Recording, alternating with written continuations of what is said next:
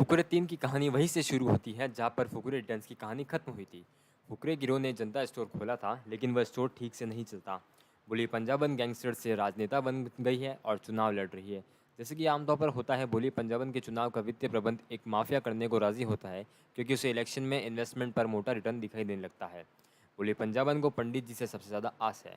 वही चुनाव अभियान के दौरान चूचा आम जनता के बीच लोकप्रिय बन जाता है। हनी लाली और पंडित को लगता है कि अगर भोली पंजाबन चुनाव जीत गई तो वह अपना सत्ता दुरुपयोग कर सकती है, इसलिए भोली पंजाबन को हराने के लिए तीनों चूचा को भी चुनाव मैदान में उतारने के लिए तैयार करते हैं। लेकिन पॉलिटिक्स आसान गेम नहीं है। इसके बाद जो होता है वही मामला है असली twist and turn. Film Fukrey 3 निर्देशक मकदीप सिंह लांबा ने फिल्म को अच्छी तरह से पेश करने की कोशिश की है। मकदीप की फिल्म शैली में जो बात सबसे महन है, उनका दृश्य है। पंच लाने से लेकर उनका खाका तैयार करके पूरी तरह सजाना।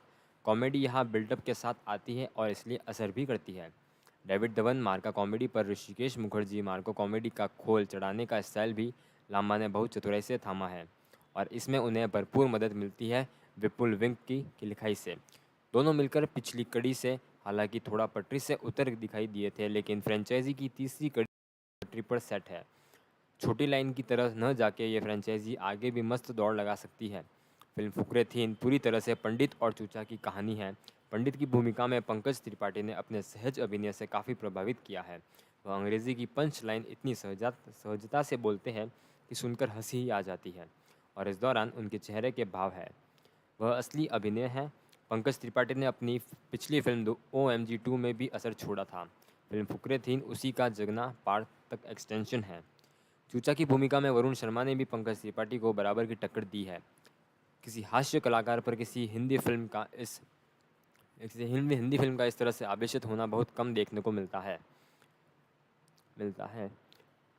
फिल्म के बाकी कलाकारों की फ्रेंचाइजी से अगर किसी धीरे धीरे दौड़ाई करी का नए कलाकारों को शामिल किया जाए तो उसकी ताजगी बरकरार रह सकती है। बोली पंजाबन का किरदार अब बोली पंजाबन का किरदार अब बोर करने लगा है। हालांकि लगता वही है कि इस किरदार में आकर्षक है, लेकिन कथा विस्तार में उनका चरित्र स्वाभाविक रूप से आगे बढ़ता नहीं दिखता है। पुलकित सम्राट भी फ्रेंचाइजी की एक और कमज़ोर कड़ी है। मुख्य धारा के सिनेमा से करीब करीब बाहर हो चुके पुलकित के किरदार भी अपनी कमजोरियां भी है, और उनके अभिनय में भी अब रस नहीं दिखता।